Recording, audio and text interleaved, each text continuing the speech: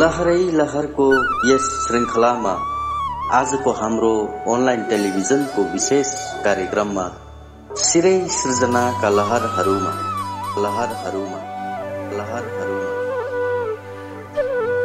प्रिय दर्शकबिन नमस्कार। अगम अनलाइन टेलिभिजन हेरेर बस्नुहुने सबै दर्शकहरूलाई म कार्यक्रम प्रस्तुता राहुल राईको तर्फबाट यतिखेर तपाईहरु समक्ष म आजको विशेष हाम्रो प्रत्येक मंगलबारको कार्यक्रम र आजको मंगलबारको कार्यक्रममा सिरै सिजनाका लहरहरूका कार्यक्रममा म आइसकेको छु र हजुरहरु समक्ष आज हामी माझ मणिपुरको गोर्खाली समाजमा 60 को दशकदेखि हाम्रो गोर्खाली समाजलाई सेवा पुर्याउँदै आउनुभएका अग्रज व्यक्ति सम्माननीय व्यक्ति हामी माझ पाहुना भएर आउनुभएको छ। उहाँसँग हामी कुराकानी गर्नेछौँ र विशेष मणिपुरको गोर्खाली समाजमा भएका सामाजिक र राजनीतिकका कुराहरू हामी गर्नेछौँ र आजका कार्यक्रमलाई सुरु गरौँ र हामी हाम्रो पाहुनालाई स्वागत गर्छौँ। सरलाई नमस्कार छ अगम अनलाइन टेलिभिजनमा। सरसँग हामी केही कुराहरू गर्नेछौँ। विशेष गरेर हाम्रो समाज मणिपुरमा हामी जुन 60,000 भनेर हाम्रो जनसङ्ख्या बताउने गर्छौँ, यिनैभित्र बाँचका कुराहरू गर्नेछौँ र विशेष गरेर प्रश्न उठाउन गइरहेको छु सरसँग। 60 को दशकदेखि मणिपुरको नेपाली समाजलाई सेवा पुर्याउँदै आउनु भएको छ, यो कुरा सत्य हो सर? हाम्रो दर्शकहरूलाई भनिदिनुहोस् न। भन्दा हुन्छ 60 को दशकदेखि नै हजुर सेवा गर्दै आइयो भने, तर 60 को दशकमा त हामीहरू छात्र थियौँ। हजुर छात्र भएको नाताले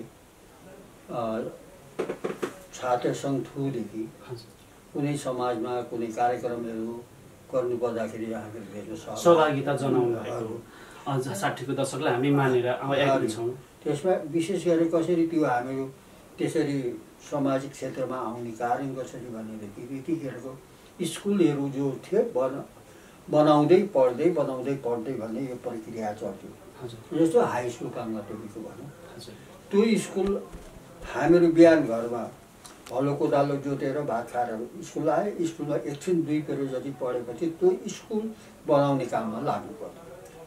कहीँ काठ लिन जानु छ कि कहीँ तपाईँको बाँस लिनु जानु छ कि, यस्तै प्रकारले गर्दै जाँदा एउटा सोसल लाइफमा सामाजिक सेवामा प्रवेश गर्नुभयो। धन्यवाद सरलाई। मणिपुरको गोर्खालीहरूमा तपाईँहरू सबैसँग फेरि अर्को प्रश्न हामी राख्दैछौँ। मणिपुरको गोर्खालीहरूको विशेषता र विवरण छोटकरीमा भनिदिनुहोस् न। मणिपुरको नेपालीको विशेषता भन्ने हो भनेदेखि यहाँहरू जो छ, हाम्रो समाज जो छ, कोहीसित झगडा धन्दा गर्दैन, मेलमिलापसित बस्ने, एक दुसरामा सहयोग पुर्याउने यो प्रकारको मनोवृत्ति व्यवहार हामीले देख्यौँ। किनकि भन्दाखेरि काङ्लातुम्बी भन्ने एउटा निकै ठुलो गाउँ हो। कहिल्यै पनि कुनै पनि अन्य जातिसँग या परस्परमै पनि कुनै प्रकारको यस्तो प्रकारको घटना भएन। यसमा झगडा डन्डा मारपिट मारकाट यस्तो प्रकारको कुनै पनि हामीले त्यो देख्न पायौँ। अझै पनि काङ्लातुम्बीमा त्यस्तो प्रकारको बिरलै कहीँ कुनै घटनाहरू घटेको होला, तर त्यस्तो प्रकारको भएको म देख्दिनँ। र त्यही नै एउटा विशेषता हामीहरूको समाजको छ भन्न पर्छ। जो हाम्रो जाति शान्ति र मिलनसार भन्ने हाम्रो उपनाम छ, त्यसलाई कायम राखेकै छ भन्नु पर्यो। र यसै गरेर सरसँग फेरि पनि हामी अर्को प्रश्न राख्न गइरहेका छौँ। मणिपुरको हाम्रो गोर्खाली समाज अहिले तपाईँको दृष्टिमा कुन दिशा बग्दैछ? अहिले मेरो दृष्टिमा त अलि दिशाविहीन जस्तो म देख्छु। किनकि भन्दाखेरि यसलाई गाइड गर्ने मान्छे पनि छैन भन्दा पनि छन्, तर गाइडलाई पनि उहाँहरूले भरोसा नगरेको जस्तो बुझिन्छ। र हामीलाई एउटा डरो जो छ त्यो समाजको सङ्गठनको जरुरी त छ, तर त्यो प्रकारको भावना हामी सबैमा त्यो जागृत हुनुपर्छ कि भाइ यो गर्नुपर्छ। एकदम हाम्रो के छ भनेदेखिलाई विशेष गरेर सरले भन्नुभयो गाइडनेस गरेको जरुरी छ। हाम्रो समाजको जुन ठेकेदार अगाडि लाने, अगाडि निर्देश गर्नेको जरुरी छ। र विशेष गरेर यो चाहिँ सर हाम्रो डिजिटल दुनियाँको प्रभाव हो कि या हाम्रो नै उन्नतितिर लाग्न नसकेको एउटा कुमति हो कि के भन्नुहुन्छ यसमा चाहिँ तपाईँ? त्यसलाई के भन्नु, सबै थोकले जो छ यसमा समावेश छ, सबै कुराहरू। हामीहरूको जो छ अलिकति अस्थिरता पनि छ, एकता पनि छैन। विशेष गरेर यो प्रशासनको तर्फदेखि हामीहरूमाथि टाइम एन्ड एगेन जतिखेर पनि यो छ यो बाहिरको विदेशी भन्ने एउटा नाराले हामीहरूको यङ जेनेरेसनलाई त्यसले एउटा प्रभाव पारेको छ। त्यसले कतिपय इच्छुक भाइहरू हामीहरूको छात्रहरू उनीहरू यहाँ जो छ केही गर्छु भनेर सुरु गर्न पनि उनीहरूलाई सङ्कोच हुन्छ बिचबिचमा। तर अहिले त देखिन्छ धेरै नै स्थिरता भइरहेछ। सायद अब कुनै काम गर्नुको लागि उपयुक्त समय सायद आएको होला, त्यसमा हामी सबै मिलेर सहयोग गरेर यो सपनालाई साकार बनाउने हामी कोसिस गरौँ। सर, यसरी नै प्रश्नको सिलसिलामा हामी माझ हाल सोसियल मिडियातिर तपाईँलाई विशेष धेरै लान्छनाहरू लागिरहेको हामी देख्छौँ, कारण के होला? यो यस्तो हो, यो एउटा प्रकृति के भन्छ भनेदेखि पुरानो हाँगोलाई फ्याँकेर नयाँ आउने अर्थात् चेन्ज यो चाहन्छ, प्रकृतिको स्वभाव हो। हर मान्छे बदलाउ चाहन्छ। तर बदलाउ चाहनु स्वाभाविक हो, तर बदलाव लिनुमा आफ्नै जातिलाई लान्छना दिनु चाहिँ कतिसम्मको सही हो तपाईँको नजरमा?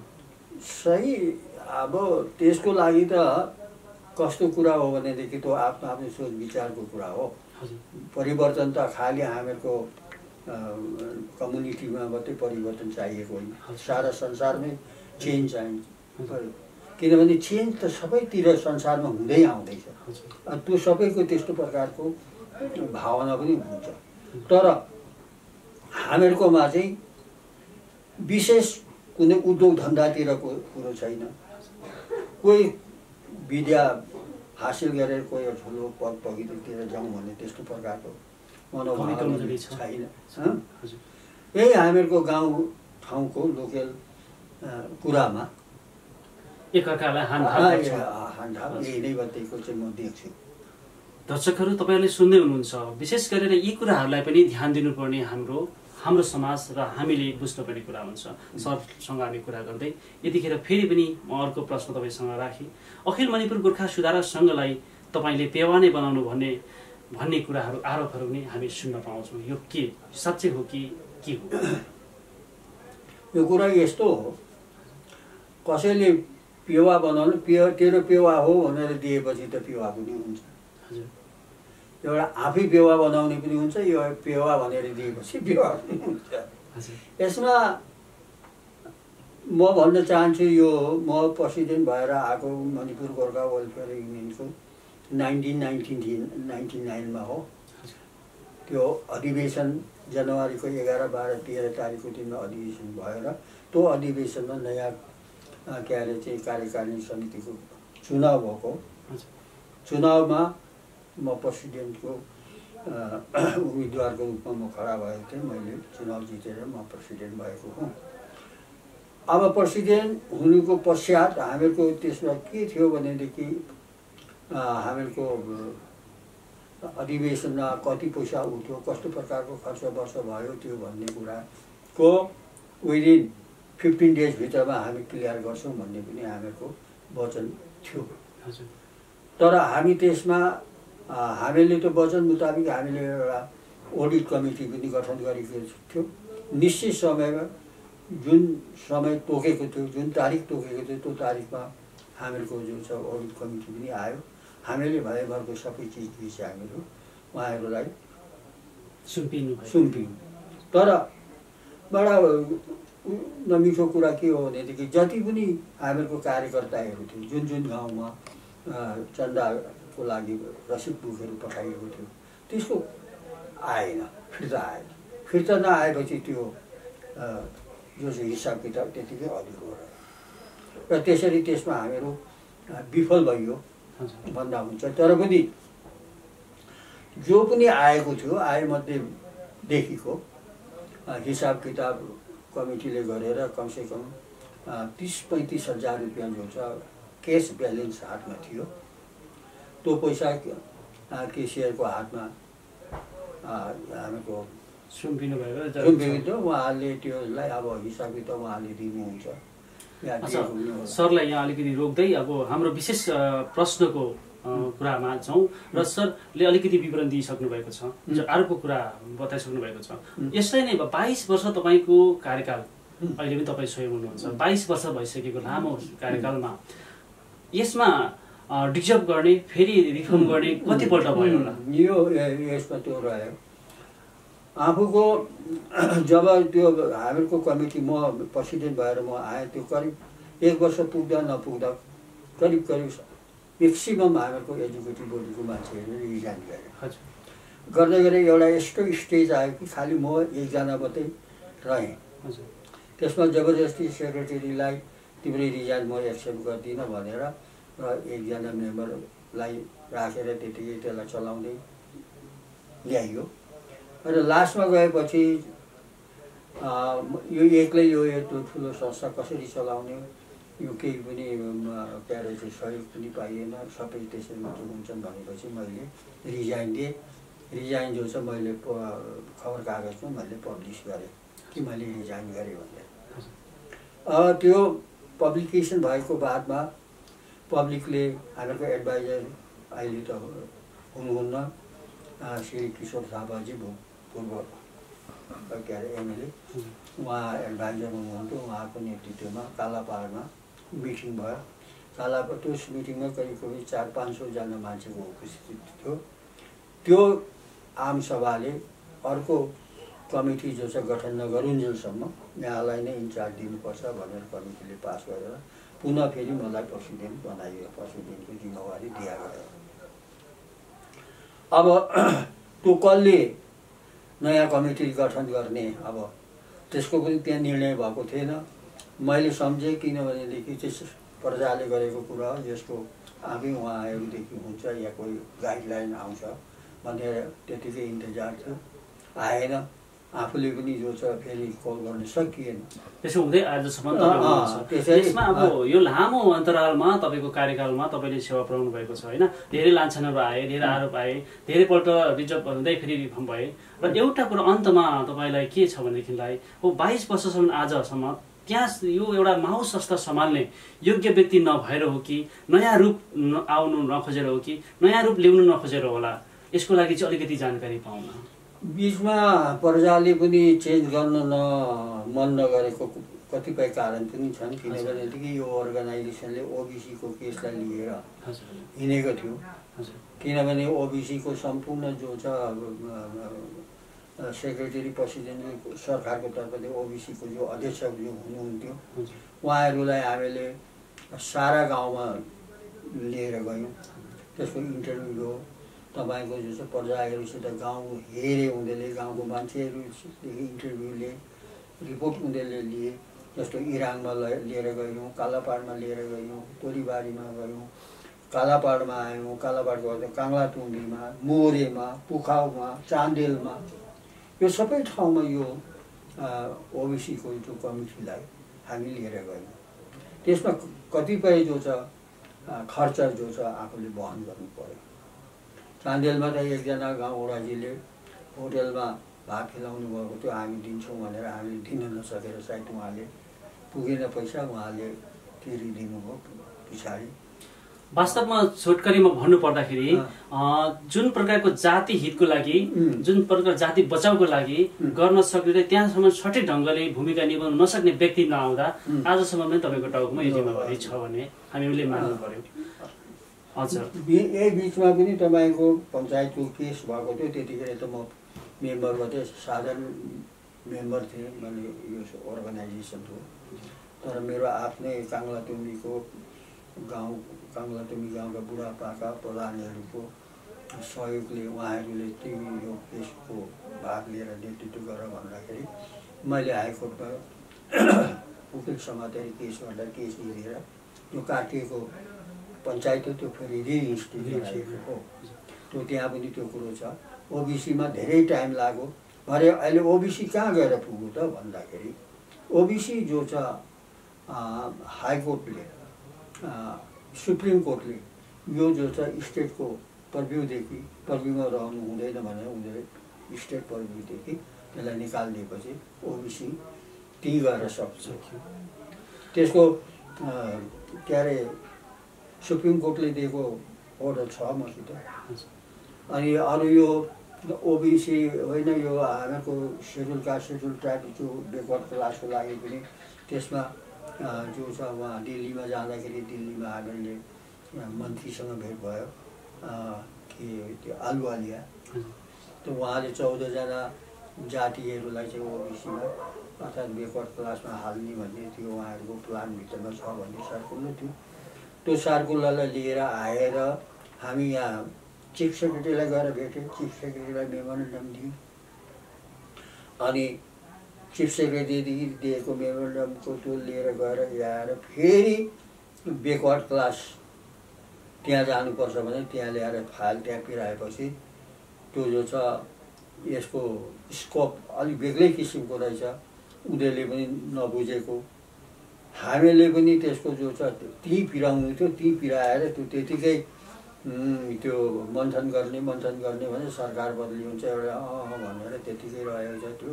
तर त्यसमा चाहिँ आसामको मान्छेहरू पनि आएको थियो। आसामको मान्छेहरूसित बातचित गर्दाखेरि के मैले एउटा त्यो शब्द अहिले मलाई आएन, त्यो एउटा यस्तो प्रकारको एउटा किताब जस्तो किताब लेख्नुपर्ने छ। त्यो किताब चाहिँ कमसेकम युनिभर्सिटीको प्रोफेसरहरूले लेख्नुपर्ने कुरो हुँदो रहेछ। त्यो कुरो त्यसको आधारमा यो कुरो आउनुपर्ने कुरो हुँदो रहेछ।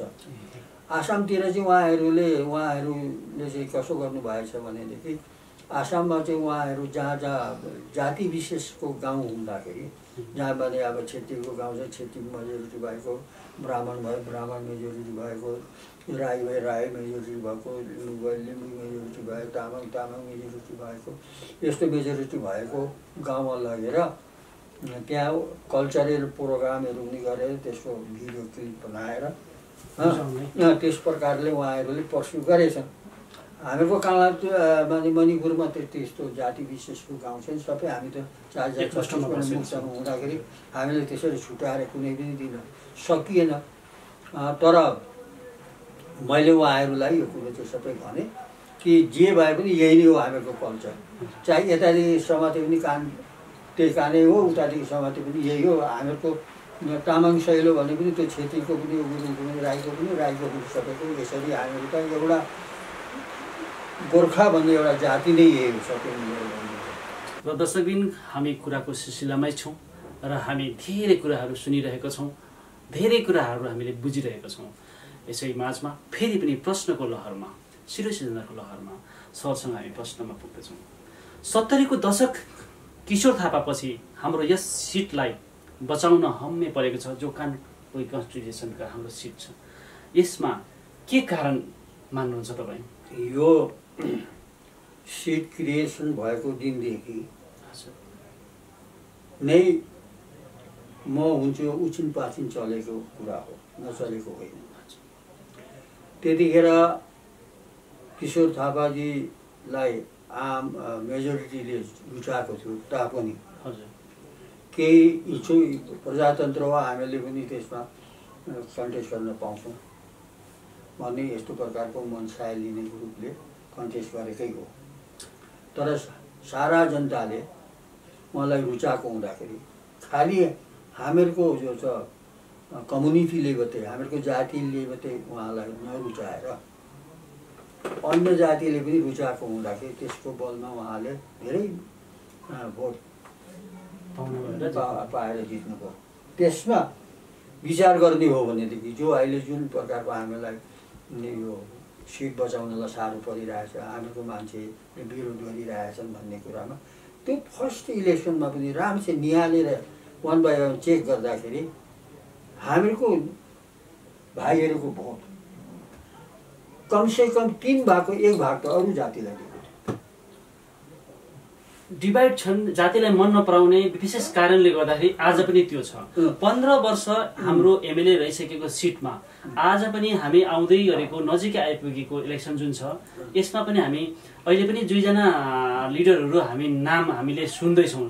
यसमा चाहिँ तपाईँ के सजेसन गर्नुहुन्छ? अहिले त कोसिस गर्दाखेरि हामीहरूले त्यसलाई हासिल गर्न सक्ने परिस्थिति छ। हेरो जो छ बनिएर आउँदैछ सबैले मन गर्दा।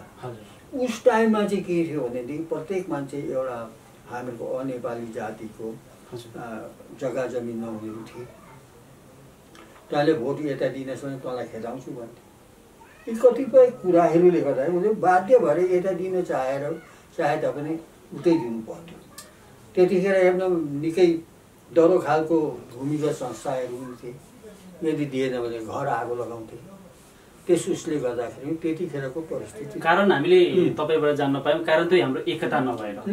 त्यस्तै अब अर्को कुरा तपाईँसँग हामी फेरि जान्न चाहन्छौँ। 70 को दशकमा एउटा भनौँ अब गन पोइन्टको बेलादेखि अहिलेसम्ममा किशोर थापादेखि दोस्रो व्यक्ति तपाईँ हुनुहुन्छ जति पनि गोर्खालीहरूको प्रमाणपत्र जो सुरक्षित छ। अब तपाईँदेखि दोस्रो व्यक्ति दोस्रो त्यो एउटा हाम्रो निर्देशक को हुन सक्ला? कोही तपाईँको नजरमा परिसकेको छ कि या पर्नै बाँकी छ कि पर्ने छ? यसको पनि म क्लियर गर्न चाहन्छु। साँच्चै नै भन्ने हो भनेदेखि थापा दाजुदेखि मैले केही पनि त्यस्तो डकुमेन्ट केही पनि पाएको होइन। अच्छा, उनको जीवित अवस्थामा हुँदाखेरि यो डकुमेन्ट तिमी लैजाऊ भनेर या मैले मागेको अनि उहाँले दिएको कुनै पनि छैन। माग्दा दिए पनि मैले वापस गरेको। त्यस्तै कन्डिसनमा म माग्थेँ, उहाँले दिन्थेँ, म वापस गर्थेँ। त संजोगवश उहाँको देहान्त भयो। देहान्तको हुनुको कमसे 1 साल पछाडि उहाँको देहान्त हुँदो रहेछ। मैले दाजु तपाईँसित भएको डकुमेन्टलाई चेकअप गरौँ, कहाँ छ कसो छ, यसलाई मिलाउँ शीतल गरौँ भनेर मैले बहुत रिक्वेस्ट गरेँ। गर्दै जाँदाखेरि एक दिन उहाँले बोलाउनु भयो र हामीहरूले उनले निकाल्नुभयो, चेकअप गर्न थाल्यो। म पनि चेकअप गर्नलाई मैले मद्दत गरेँ। गर्दै गर्दै जाँदाखेरि अब उनलाई के अल्छी लाग्यो के छोड्थ्यो, म आफै चेकअप गर्छु, हुन्छ म गर्छु भनेर छोड्नुभयो। मैले पनि केही त्यस्तो केही गरिनँ। तर उहाँले चेकअप गर्नु भएछ। कति कुन कागजलाई मैले कहाँ राख्नु हो के राख्नु छैन, माथि चाहिँ जो छ उहाँले मैले चेकअप गरेँ यहाँ यो भन्ने फाइलमा लेखेको रहेछ। उहाँको देहान्तको पश्चात हामीले एउटा यो मणिपुरी गोर्खा स्टेटस कमिटी भन्ने बनाएको थियो। त्यसको चेयरम्यान चाहिँ थापा दाजु हुनुहुन्थ्यो। म त कन्भिनर थिएँ, सेक्रेटरी रायाजी अनि खड्ग तामाङ के पोर्टफोलियो के छ उहाँहरू हुनुहुन्थ्यो। म चाहिँ एउटा कन्भेनरको रूपमा थिएँ म एउटा। त त्यसो हुँदाखेरि तर कागजपत्र चाहिँ सबै मेरो घरमा थियो। मैले त्यो उहाँको घरमा पुर्याइदिएको थिएँ। सरलाई रोक्दै भने सरबाट हामीले बुझ्न खोजेको र बुझ्न पायो मतलब बुझ्न चाहिँ अब हाम्रो कागजपत्र त्यसरी तपाईँसँग आयो? होइन, आएन। त्यो त्यसरी दिएको थियो र अनि त्यो जो छ के अरे स्टेटस कमिटीको कागजपत्र चाहिँ जो छ लिन पारेको हुन्थ्यो त्यो चाहिँ, किनभनेदेखि त्यसमा सबै मेरै घरमा गरेको थियो हुँदाखेरि त्यो सबै मलाई याद थियो। अनि त्यसो हुँदाखेरि उहाँको दाजुको एसिस्टेन्ट चतुर्भुज भन्ने एकजना हुनुहुन्थ्यो। उहाँले मलाई आएर भन्नुभयो तपाईँहरूको कागज लानुहोस्, म पनि जाँदैछु भन्दाखेरि मैले खड्ग तामाङलाई मैले बोलाएँ। खड्ग तामाङ आयो, यसो भन्ने चाहिँ के भनेर उनको गाडी लिएर जाँदाखेरि उनको गाडीमा ती सबै कागज हामीले हाल्यौँ। साथै दाजुको पनि उहाँको पनि अब कोही अर्गनाइजेसन उहाँको घरकै फाइल पनि कतिपय फाइल पनि त्यहाँ परेछ। त्यो लिएर आयौँ। चेकअप गर्दाखेरि उनका घरका पर्सनल फाइलहरू पनि भेटिए, त्यो मैले वापस गरिदिएँ। अरू कतिपय जो छ केसका छन्, कोही गाउँका छन्, कोही उनको के अरे चाहिँ पार्टी एउटा युडिएफ भन्ने पार्टी फर्म भएको छ, उहाँ सेक्रेटरी रहेछन् इत्यादि इत्यादि ती कागजपत्रहरू छन् त्यहाँ। अरू केही डकुमेन्ट भन्दाखेरि 16 डोलो कागजपत्र त्यही छ। अनि मैले जो उतो गर्दाखेरि मैले उनलाई एउटा रिसिभ दिएँ कि मैले जो थापा दाजुको यहाँदेखि मैले यो कागजहरू मैले पाएँ भने मैले लेखेर उसलाई रिसिभ पनि दिएँ। ती छँदैछ। मैले पोलीबाट मुनिदेखि पाएको रिसिभ पनि छ, मुनिदेखि पाएको डकुमेन्ट त म चेयरम्यान भएपछि हेन्डिङ ओभर टेकिङ ओभर गर्दाखेरि उहाँ चेयरम्यान हुनुहुन्थ्यो, उहाँले मलाई दिएको कागजहरू त्यो बेग्लै किसिमको लिस्ट छ, त्यो चाहिँ अब उसले नै दिएको त्यो छँदैछ। यो त जान्न पायौँ सर, कागज छ भन्ने कुरा पनि बुझियो। अर्को जुन तपाईँलाई हामीले जै सोधेको प्रश्नमा थियो, अब तपाईँ पछि आउने दोस्रो व्यक्ति तपाईँको नजरमा परेको छ कि छैन, यो पनि अलिकति खुलासा गरिदिनुहोस् न, जसले चाहिँ हाम्रो गोर्खाली जातिको हित र हाम्रो पहिचानको लागि त्यसलाई सम्हालेर राख्न सकोस्। तपाईँको नजरमा यो आउने फेरि नेक्स्ट जेनेरेसनमा यसलाई सम्हाल्न सक्ने कोही तपाईँको नजरमा परेको छ कि छैन अहिलेसम्म? अहिले अब अहिलेको हामीको यङ जेनेरेसनसित घुलमिल भएर मैले काम गर्न पाएको छुइनँ। उहाँहरू पनि अब कतिपय कुराले दूर हुँदैछ, त्यसमा पनि कतिपय कारण छ, त्यो यहाँ भन्न पनि मिल्छ पनि मिल्दैन पनि। अब यो के हो भनेदेखि एउटा त्यो समाजको एउटा चाबी हो, मुटु हो, त्यसलाई अब वफादारसँगले त्यसलाई संरक्षण गर्ने चाहिँ मान्छे अब सबै मिलेर त्यसलाई चुन्नुपर्छ या त्यसमाथि विचार पुर्याउनुपर्छ। जनसमुदायको एउटा भोट समर्थन हुनुपर्छ, व्यक्ति विशेषमा पनि त्यो कुराको चर्चा हुनुपर्छ, उनीसित हुनुपर्छ, त्यो वर्षको क्षमता हुनु पर्यो। अनि जो यो देशमा अर्थात् यो राज्यमा जो बसेको छ, यो हामीहरूको जातिको लागि अन्तिम पहरसम्म चाहिँ जो छ पुगेर बस्ने त्यस्तो प्रकारको सठिक व्यक्ति आइदिनु पर्यो। दर्शकबिन तपाईँले सुन्दै हुनुहुन्छ, सरबाट हामीले सुनिसक्यौँ र तपाईँहरूलाई पनि जानकारी गराउन चाहन्छौँ। र विशेष गरेर मणिपुरका 60,000 गोर्खालीहरूले सोच्नुपर्ने कुरा, यो हाम्रो एउटा डकुमेन्टको कुरा छ, हाम्रो पहिचानको कुरा छ, हाम्रो जातिको कुरा छ, हाम्रो हितको कुरा छ, र हामी यहाँ बसोबास गर्नेको कुराहरू छ।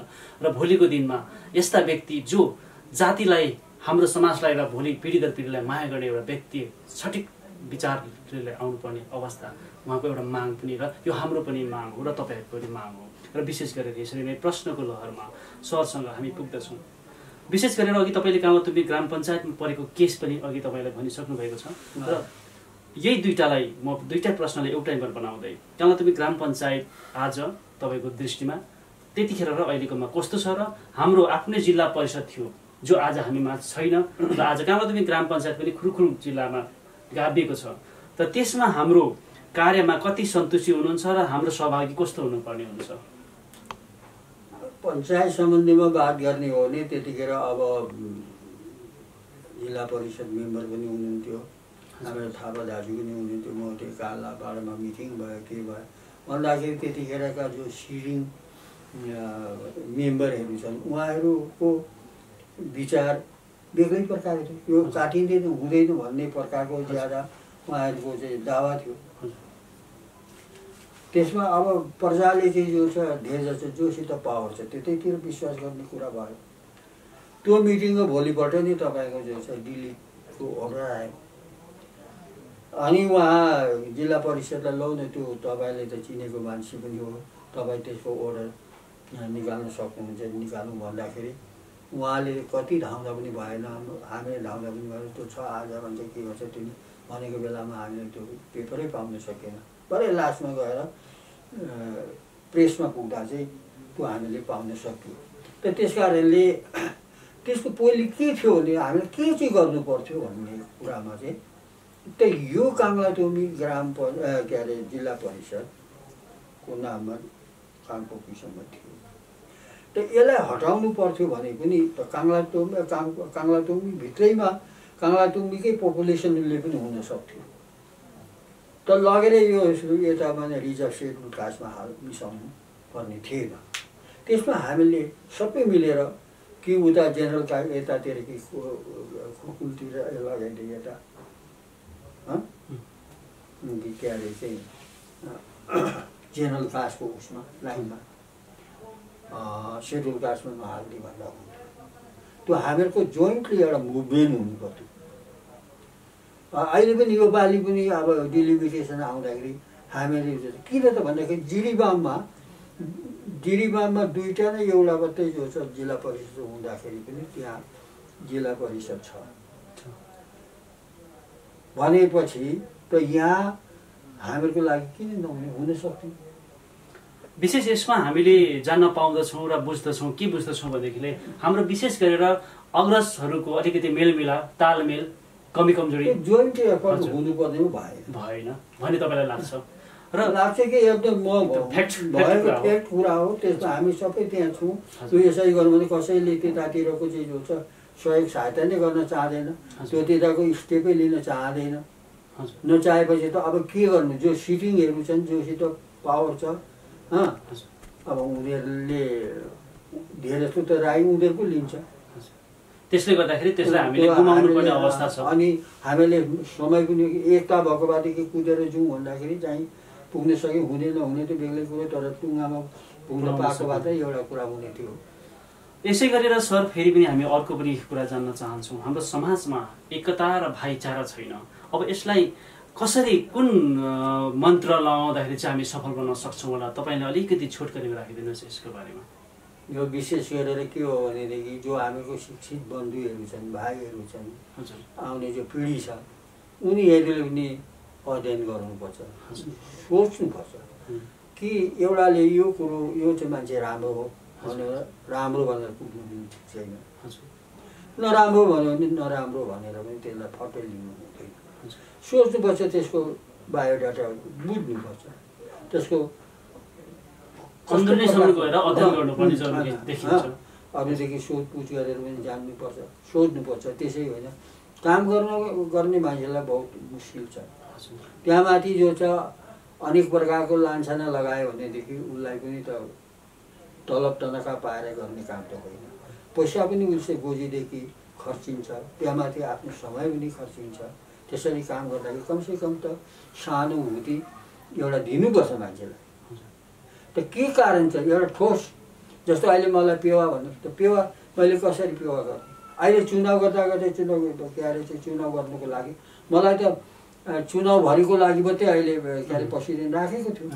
त इलेक्सन कमिसन गठन गरेर जो छ इलेक्सन कमिसनले चाहिँ चुनाव गराउँदै थियो।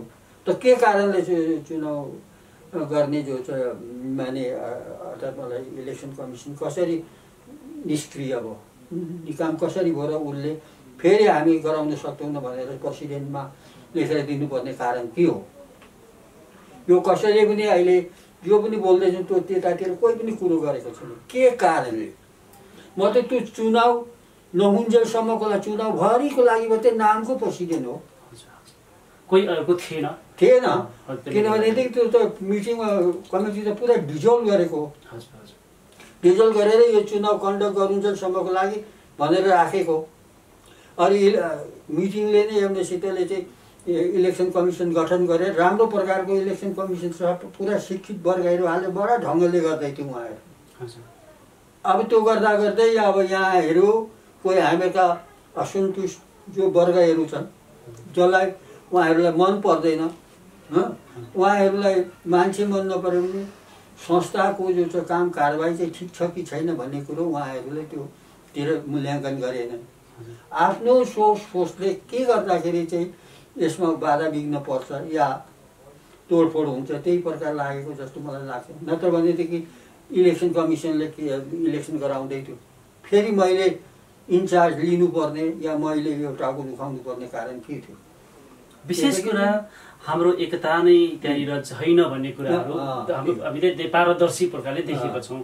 र त्यसो गर्दाखेरि जुन प्रकारले हाम्रो आज यहाँनिर हाम्रो लान्छना र है आरोप मात्रै लाउने त्यसभित्र गएर उहाँहरूले स्टडी गरेनन्, विशेष कुरा के हो भन्ने बुझेनन्। यो तपाईँको भनाइ अहिले तपाईँलाई यस्तै लाग्छ? बुझेको छ उहाँहरूले, हजुर, तर आफ्नो जित आफ्नो कुरोलाई आफ्नो त्यसलाई जित्नु छ, मान्छेलाई अब त्यो कुरोको झुटा प्रचार गर्नु छ, मान्छेलाई यसो गर्यो त्यो। अब हामी त प्रचार गर्दै हिँड्दैनौँ पनि।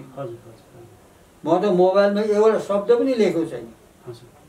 अब उनीहरूले कस्तो कस्तो लेख्छन् के लेख्छन् तपाईँहरूलाई पनि कुछ धेर थोर थाहा होला। हामी त्यस्तो मान्छे नै होइन हामी। त्यस कारणले यसलाई चुनाव गर्नुको लागि मुखमा ल्याएर सबै ठिकठाक भइसकेपछि अहिले यहाँ भन्न मिल्दैन। यहाँहरूले गएर भूमिगत मान्छेको सहायता लिएर यो अमुक मान्छेलाई त्यहाँ तपाईँहरूले चाहिँ भोट दिएन भनेदेखि जिताएन भने तिमीहरूको खारिज छैन भन्ने वाणी बोलाएर चाहिँ उहाँहरूलाई गरेको छ। त्यो भित्र कति मेम्बरहरू छन् भनिरहेका छन्, यिनी त्यहाँ एडभाइजरहरू जो छन् त्यहाँ थियो। कोही मैले बनाएको थिएँ, म त थिइनँ पनि छुइनँ पनि, केही पनि छैन।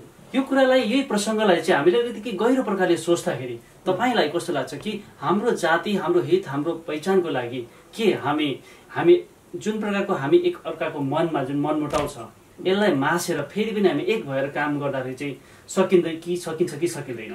किन नसकिने? त्यो आफ्नो मन सबै क्लियर गरेर जाने। यहाँ त कसको के छ र? कसैले कसैको पर्सनल केही बिगार गरेको छैन, केही गरिब भनी केही पनि बिगार गरेको छैन, पर्सनल केही हानि नोक्सानी केही पुर्याएको छैन। हानि नोक्सानी भयो काम गर्दै जाँदा भनेदेखि समाजको भयो, त्यो यो तेरो कारणदेखि यो हानि नोक्सानी भयो भन्ने कुरा टेबलमा राख्दाखेरि स्वीकार गर्ने कुरो छ नि। यो तेरो गल्ती भयो भने अझै पनि म स्वीकार गर्छु नि त, तर यसको पुरा मूल्याङ्कन चाहिँ हुनुपर्छ नि। तर यो कुरो यो गल्ती भयो, यो कुरो यो गल्ती भयो, तैँले यो गरिस् मैले भनिहालेँ। त यहाँ अहिले जतिखेर पनि अलिक सजिलो र यसको आवश्यकता हुँदाखेरि सबै अगाडि बढ्छ। जब यसको आवश्यकता छैन, आफूलाई केही मतलब पनि छैन, त्यतिखेर छोडेर सबै कुछ हाम्रो तपाईँ बोल्दै भयो भने हाम्रो परम्पराले हामीलाई दोहोऱ्याइरहेको जस्तो लाग्छ सायद। किनकि हाम्रो परम्परामा भन्छन् नि धेरै कुराहरू छ नि, अब के अरे अगाडि आएर बोल्न नसक्ने, पर बोल्ने, हाम्रो बुढापाकाहरूको उखानले पनि हामीलाई बोकेको, यसको प्रभाव पनि होला भन्छु। के तपाईँ पनि यही भन्नुहुन्छ कि किनभने तपाईँले भनिसक्नु भएको टेबलमा बसेर कुरा गर्दाखेरि समस्याको समाधान त निकाल्न सकिन्छ नि त, होइन त?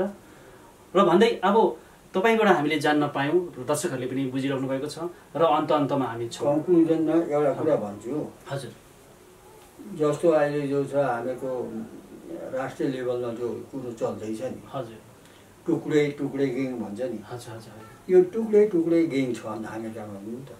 यो गेङको नेताहरू जो छ उहाँको गाइडेन्सको उता चलोस् भन्ने उहाँको मनसाय छ। अहिलेको जुन प्रकारको चलेको भन्नु पर्दाखेरि लभिजम र ग्रुपिजमले हामीलाई विशेष गरेर प्रभाव पारेको छ र हामीलाई तपाईँ भर्खरै त्यो त यहाँ त भन्न त म चाहन्न पनि, मिल्दैन पनि। गाउँमा एउटा केस आयो, त्यो केस त उहाँहरू हाम्रो अनेपाली साथीभाइहरू कहाँ गएर सल्भ गर्ने, उहाँहरूले वहाँ गएर त्यसको कम्प्लेन गरेर तिनीहरू यहाँ आएर यसको समाधान गर्ने भन्ने मिटिङसम्म गर्ने कुरो गराए।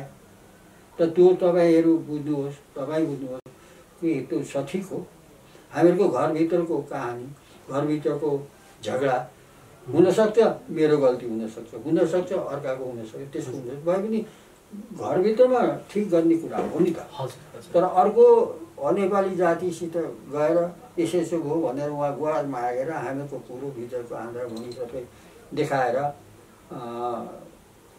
फ्रिडन गराउनु त कुरो राम्रो होइन, गलत हो।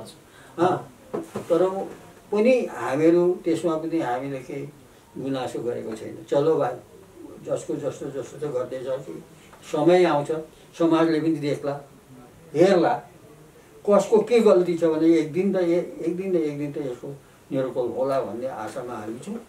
तपाईँको भनाइ र हामीले तपाईँको गराइ पनि देखेका छौँ र तपाईँ 60को दशकदेखि आज 50 वर्ष अगाडिदेखि भनौँ मणिपुरको 60 वर्षै भनौँ न, 60 वर्ष अगाडिदेखि मणिपुरको गोर्खाली समाजलाई निर्देश गर्दै आउनुभएको छ र यता संस्था माउ संस्था जो मणिपुरको पहिलो माउ संस्थाको पनि तपाईँको निर्देशनमा 22 वर्ष भइसकेको छ। अब आएर तपाईँ के भन्न चाहनुहुन्छ कि यस्ता कुराहरू धेरै भइरहेका छन्। हिजो अस्ति आएर जुन प्रकारले समाजलाई निर्देशन गर्न खोज्ने र लामो अवधिमा काम गरेर आउनेमा कुन प्रकारको फरक, किन त्यो फरक आयो होला? के कारण हुन सक्छ? त्यो कारण केही पनि होइन। यहाँहरू यो सबै यहाँको भएको मणिपुरको राम्रो डकुमेन्टहरू जो पनि छ यो सबै यसकोमा छ भनेर यिनीहरू त यहाँहरूले डकुमेन्ट खोजे, नदिए नकन खोसेर लानेसम्म पनि कुरो गरे, तर त्यो हामीले दियौँ। अब अहिले डकुमेन्ट उनीहरूसित भयो, अब कोही दरकार छैन, जो भन्नुपर्ने लेख्नुपर्ने के गर्नुपर्ने जो सबै डकुमेन्ट त उहाँहरूसित छ। अहिले त उहाँहरू पो भन्छन् जे डकुमेन्ट आऊ न म दिन्छु भनेर। त्यस कारणले अब उहाँहरूको सोचाइ बेग्लै किसिमको छ। सबैलाई लिएर हिँडौँ, यो कुरो कललाई बाहिर नलैजाउँ, मिलेर काम गरौँ भन्ने त्यो कुरै छैन। एउटा भिड तयार गर्यो, त्यो भिडले हा गर्यो, सक्यो। कोही त्यसको उचित छैन, त्यसको काम गर्ने मान्छे विशेष जाति हित र समाजको उत्थान त्यसले नगर्ला। कोही त्यो होइन, इज्जत छैन। एउटा बुढो मान्छे छ, एउटा के छ, काम गरेर आएको एउटा मान्छे हो। ढङ्ग तरिकाले चाहिँ यो छ बातचित गरौँ, तर्क सङ्गत हुनुपर्छ। तर्कमा जाउँ न, पोइन्टमा जाउँ, हामी भाग्दैनौँ न नि। किनभने प्रजाले एक दिन के अरे दायित्व सुम्पेको हुँदाखेरि त्यसको त्यो दायित्वको निर्वाह त म जिम्मेवारीको म जवाब दिन्छु नि त। बिगारेको, फटाएको, फ्याँकेको, के गरेको छ, समाजलाई मैले जो छ उतातिर दिशाहीन बनाएको छु कि के छ कि के कति कहाँ कहाँ कुन कुन विषयमाथि लेखेको छैन कि, गएको छैन कि, गभर्नरलाई भेटिएन कि, सिएमलाई भेटिएन कि, उहाँ गएर भेटिएन कि, दिएन कि, गर्ने ठाउँमा त सबै पुगेर गरिँदैछ। तर पनि हामी पनि म पनि यो पदलाई लिएर लामो बस्नु म पनि चाहने मान्छे। किनभने अघि नै भने एउटा जो छ मान्छे लिडरसिपमा परिवर्तन हुनुपर्छ। किन यो एकजनाको जस्तो अहिले हाम्रो देशमा लिडरसिप परिवर्तन भयो, अहिले हाई छ, उसले गर्दैछन् भन्ने छ। कोही जाति भने कोही यसले सक्यो भन्ने पनि छ। तर पनि जे भयो भने नेतृत्व भन्ने चाहिँ त्यो मान्छेमाथि अलिकति पनि त्यसको प्रभाव पर्छ। त्यस कारणले नेतालाई बदली गर्नुपर्छ भन्ने त विचारमा त म पनि छु, मेरो पनि मकसद त त्यो हो। तर ढङ्गले लैजाउँ, मैले त दिएँ नै, छोडेको त कोही आएन नि त, के चाहिँ गर्ने छ। त अहिले पनि त चुनाव गर्नलाई उनीहरूले डिजोल गरिसकेको, पहिले पनि एकखेप डिजोल गरेर खालि मलाई मात्रै राखेर 6 महिनाभित्रमा चुनाव गर्ने भनेर गरेको त्यो पनि त भएन। यस्तै हुँदै आउँदैछ। अनि हामीहरू त म त केही पनि भन्दिनँ, म त युट्युबमा पनि लेख्दिनँ, फेसबुकमा पनि लेख्दिनँ, केहीमा पनि लेख्दिनँ। म जो छ मैले जो गरेको छ एक दिन सोध्यो समाजले भनेदेखि जवाब दिने, एक पोइन्ट। एकदमै राम्रो र गहकिलो र हामीले सोच्नुपर्ने र हामीलाई अत्यन्तै जरुरीको कुरा र उहाँले राखिदिनु भएको छ। र प्रिय दर्शकबिन, तपाईँहरूले पनि हेर्दै हुनुहुन्छ। विशेष गरेर यहाँ आज दर्शकहरू मणिपुरदेखि बाहिर पनि हुनुहुन्छ, विश्वभरिमा बसेर छरेर हेर्ने दर्शकहरू पनि हुनुहुन्छ। यो हाम्रो विशेष मणिपुरको गोर्खाली समाजका कुराहरू, गहन विचारहरू हामी तपाईँहरू समक्ष राख्दैछौँ। र यसै सिलसिलामा हामी अन्त-अन्ततिर छौँ यस कार्यक्रमको। र म अन्त-अन्ततिरका विचारहरूसँग सरसँग फेरि पनि म साटासाट गर्न चाहन्छु। र अन्तमा अब हामी सरबाट धेरै छोटकरीमा, छोटो समयमा हामीले सरबाट धेरै कुराहरू बुझेका छौँ। र सरसँग म फेरि पनि एउटा प्रश्न राख्न गएँ। भारतको 1.5 करोड गोर्खालीहरूमा एउटा आफ्नो शुद्ध टेलिभिजन प्रसारण गर्न सकिरहेका छैनौँ हामी। यसमा अगम अनलाइन टेलिभिजनले प्रयास गर्दैछ। तपाईँ के भन्न चाहनुहुन्छ यस विचारमा? यो त अति उत्तम कुरो हो। हामीले एक थुकी सुकी 100 थुकी नदी भन्ने छ। हामीले योको महत्त्व माथि मूल्याङ्कन गर्ने हो, बुझ्ने हो भने त 1-1 रुपियाँ 1.5 करोड मान्छेको 1-1 रुपियाँ हुँदा नि त 1.5 करोड रुपियाँ हुन्छ भन्ने भन्नुको तात्पर्य। हामीले 5 रुपियाँ किलोको पान चबाएर थुक्छौँ। त यस्तो काममा चलो भाइ, मैले 5 रुपियाँ दिँदा या 10 रुपियाँ दिँदा यो काम हुन्छ भने चलो गर्ने मान्छेले गरेर ढङ्गले भनेर हामीले प्रोत्साहन गर्दा हुने कुरा हो। तपाईलाई लाग्छ सर, भारतमा आजसम्म पनि हाम्रो पहिचान, हाम्रो जाति, हाम्रो हक अधिकारमा बोल्ने एउटासम्म टिभी छैन? यो तपाईलाई लाग्छ, तपाईँसँग खट्केको कुरा छ सर? यो लाग्छ र त भन्दैछु। कति ठाउँमा त्यस्तो ठोक्कर खाइयो, भनियो, अन्डरग्राउन्डले पक्रेर लग्यो, गोली हान्नलाई गयो, पैसा तिरेर उम्किएर आयो। त्यसमा कति कुरा भयो होला, यहाँ त प्रकाश गर्न मिल्दैन। यहाँ माथि तपाईँको जो छ अर्को ठाउँमा फेरि लग्यो, त्यहाँ पनि भयो। के अरे चाहिँ त्यो पञ्चायत बेचेर आयो भनेर यहाँ हिजो अस्ति भर्खर पनि हाल्दै थियो युट्युब। मैले सही गरेको कागजै छ नि, मैले दिउँला न। विशेष गरेर यो त्यतिखेर तपाईँको भनाइमा त्यतिखेर हाम्रो जस्तो एउटा गतिलो टिभी हुन्थ्यो भने त्यति साह्रो हुँदैन थियो होला तपाईँको विचार? र टिभी हुनु भने चाहिँ हाम्रो यस्ता कुराहरूलाई हामीले प्रकाश प्रचार पारेर हामीलाई बल मिल्थ्यो होला भन्ने त्यतिखेरको चाहिँ म भन्नु चाहिँ यतिखेर चाहिँ ज्यादै आवश्यकता छ। किन भन्दाखेरि अहिले मान्छेको घर घरमा पनि टिभी छ, भएन मोबाइल छ हरेक मान्छेसँग। त हामीले चाहिँ प्रसार गरेको कुरो त त्यहाँ उनीहरूले देख्यो। पहिलेको जमाना गऱ्यो भने पनि त हार्डली एउटा मान्छेसित एउटा टिभी हुन्थ्यो। त्यो हामीहरूको काम पनि सक्सेस हुने थिएन। किन हामीहरूको चाहिँ ज्यादा हामीहरूकै जातिले चाहिँ यसलाई त्यो प्रोत्साहन गर्नु पर्दाखेरि मात्रै हामीहरूको चल्ने कुरा हो। त त्यतिखेर त हामीहरूको समाजमा हामीहरूको दाजुभाइको पासमा टिभी थिएन, केही थिएन। अब आर्थिक स्थिति अहिले त आर्थिक स्थिति पनि मैले देख्छु अलिअलि धेर थोर सबैलाई आउँदैछ।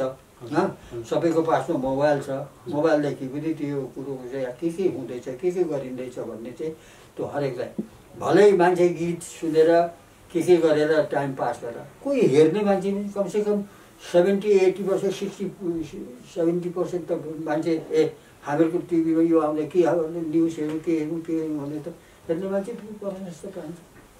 धन्यवाद छ सरलाई। तपाईँको विचारमा अब यो भर्खरै उड्दै गरेको टिभी, भर्खरै मुना पलाउँदै गरेको टिभी मणिपुरबाट यस अगम अनलाइन टेलिभिजनले कुन कुन प्रकारको क्षेत्रमा काम गरोस् भन्न चाहनुहुन्छ? अब यसको डार्क साइड के छ, यसको नेगेटिभ पोजिटिभ मैले केही जानेको छुइनँ। अब म टिभी बारेमा त्यत्रो ठुलो कमेन्ट पनि गर्दिनँ, गर्न पनि सक्दिनँ। मैले यो टिभीको प्रोग्राम यसरी चल्दो रहेछ, यस्तो रहेछ, यो हुँदो रहेछ भन्ने अलिकति सामान्य ज्ञान मैले आर्जन गरेपछि यो काम त गर्नुपर्ने रहेछ, अर्थात् यसरी हुँदो रहेछ, यसमा हामीले सहायता गर्दा हुँदो रहेछ। किनकि त्यो सबै अननोन छु। मसित एउटा मोबाइल छ, अहिलेसम्म म चलाउनु जानेको छुइनँ। हेर्नुहुन्छ त्यो मलाई किन त भन्दा त्यो मोबाइल यति राम्रो खालको मोबाइल जो छ ल्याइदिएको रहेछ, मेरो छोरीले ल्याइदिएको, त्यहाँ बसी म संसार हेर्न खेलाउन सक्ने। तर अब म नलेज नभएकोले गर्दाखेरि आफ्नो युवा अवस्थादेखि यो प्रवेश थिएन। यो अवस्थामा तपाईँ बुढो हातले छिटो चलाउँदैन, त्यो उतो हुँदैन। यो त यहाँ त यङ जेनेरेसनले पक्रिने चिज हो, उनीहरूले पक्रिने चिज हो। अहिले यो एकदम जरुरी छ। म भन्छु एकदम 100%, 200% जरुरी छ। हामीले यदि हामीहरूको जातिलाई पनि अलिकति लाइक मिल्यो, केही गरौँ। किन सङ्घर्ष त गर्नै पर्छ, सङ्घर्ष नगरिकन त केही कुरो हुँदैन। त यसलाई गर्नु अब म यो अहिले जो तपाईँले जुन सृजना गर्नुहुँदैछ जो टिभी होइन, त्यो अब त्यो कस्तो रूपमा गर्नुभएको छ, के गर्नुभएको छ, कस्तो छ त्यो मलाई थाहा छैन। तर एज ए होल टिभी जो अहिले जुन प्रकारको प्रचार प्रसारको निमित्तमा जुन काम हुँदैछ मिडियादेखि, त्यो काम तपाईँदेखि जो हुन जाँदैछ त्यसको लागि म अति खुसी छु, अति प्रोत्साहन गर्छु। अब यस्तो बिहाइन्डमा कोही राजनीतिक छ, कोही खेल्न चाहन्छ, कोही तपाईँलाई के अरे त्यो खुट्टा खिच्न चाहन्छ, के गर्न चाहन्छ। अब त्यो कोही कारण दिएर गर्ला। त्यस कारण मैले पनि कोही यसको बारेमा कारण जान्यो है त्यो होइन भन्न सकिन्छ। ओके न होला, यसले भनेको ठिकै होला भनेर जान्छ। किन यस विषयमा पनि जान्न जरुरी छ भन्ने कुरा हो मेरो। तर जरुरी चाहिँ एकदम जरुरी छ। यसलाई अब मैले बोल्दा अब भने अब यो त 1.5 करोड रुपियाँको जरुरत हुने कुरा देखिन्छ। अब यसो बुझ्दै लाँदा दायाँ बायाँ यसो सुन्दा बुझ्दा होइन। अब यसमा अब म एक्लै मान्छेले मैले सहायता गर्छु भन्न पनि एक्लैको पनि काम छैन। तर गरौँ, यो अलिअलि गरौँ भन्दाखेरि अब म त्यसको लागि पनि म धन्यवाद छ। सरले अब धेरै राम्रो कुराहरू भनिदिनु भयो, सहयोगको कुरा पनि हामीलाई राखिदिनु भयो र हामी अन्तमा छौँ। सरसँग अन्तमा अगम अनलाइन टेलिभिजनको मार्फत तपाईँ अबको युवाहरूलाई के सन्देश दिन चाहनुहुन्छ? म के सन्देश दिन चाहन्छु भने एक दुसरामा हामीहरूको विश्वास हुनुपर्छ, एक दुसराको चिनारी हुनुपर्छ। हामी को हौँ, कहाँ छौँ, को हो, यो प्रकारको जब हामीले आफ्नै हिस्ट्री जब जानिन्छ, आफ्नै दाजुभाइको बारेमा जान्न थालिन्छ, जानिन्छ, तब एक दुसरामा भरोसा हुन थाल्छ। एक दुसरामा भरोसा भएपछि काम हुन्छ। धन्यवाद छ सर। हजुरहरूले सुनिसक्नु भएको छ र बुझिसक्नु भएको छ। आजको विशेष पाहुना हामीमाझ सम्माननीय श्रीमान रणबहादुर चापागाई 60को दशकदेखि मणिपुरको गोर्खाली समाजमा सेवा र टेवा पुर्याउँदै आउनुभएका व्यक्ति विशेष व्यक्ति हुनुहुन्छ। र अन्तमा हामी तपाईँको समक्ष प्रिय दर्शकबिन सबैलाई यही भन्न चाहन्छौँ, उहाँसँग यो हाम्रो आजको यस मङ्गलबारको कार्यक्रम विशेष आजको पहिलो भाग हो। हामी उहाँसँग धेरै कुराहरू गर्नुपर्ने हुन्छ। हाम्रो अझै पनि उहाँसँग गर्नुपर्ने, उहाँसँग जान्नुपर्ने, उहाँसँग लिनुपर्ने धेरै जानकारीहरू हामीमा छ र जातिको लागि, हाम्रो समाजको लागि, हाम्रो उत्थानको लागि, उन्नतिको लागि उहाँसँग हामीले अझै धेरै कुरा गर्नुपर्ने हुन्छ। र आज विशेष यस हामी आजको एक दिने कार्यक्रम हुँदा तपाईँको समक्ष हामी यतिमै अन्त गर्दछौँ। र प्रिय दर्शकबिन, जहाँ तपाईँले बसेर हेर्दै हुनुहुन्छ अगम अनलाइन टेलिभिजनलाई, जुन प्रकारले हेर्दै हुनुहुन्छ, तपाईहरूको हाम्रो आवाज सम्झेर हेरिदिनुहोस्। र विशेष गरेर यो अनलाइन टिभी भएको कारणले हजुरहरूले फेसबुक पेजमा अगम टिभी भनेर पेजलाई लाइक गर्न नबिर्सिदिनुहोला र युट्युबमा अगम टिभी मणिपुर भनेर जुन युट्युब च्यानल छ त्यसमा पनि सब्सक्राइब र बेल आइकन दबाउन नबिर्सिनुहोला। किनकि यस्तै हामी मणिपुरमा रहेका, मणिपुरमा बसोबास गरेका, मणिपुरका हरेक कुराहरू प्रत्येक मङ्गलबार यस कार्यक्रममा लिएर आउनेछौँ। विशेष सिरोही सिर्जनाका लहरहरूमा मणिपुरको समाज र राजनीतिको कुराहरू लिएर आउनेछौँ र मणिपुरमा बसेका गोर्खालीहरू कुन प्रकारले बसेका छन् यसरी नै हामी यस कार्यक्रममा लिएर आउनेछौँ। प्रिय दर्शकबिन, म कार्यक्रम प्रस्तुता राहुल राई गएको आज तपाईहरुसँग बिदा लिँदैछु। धन्यवाद।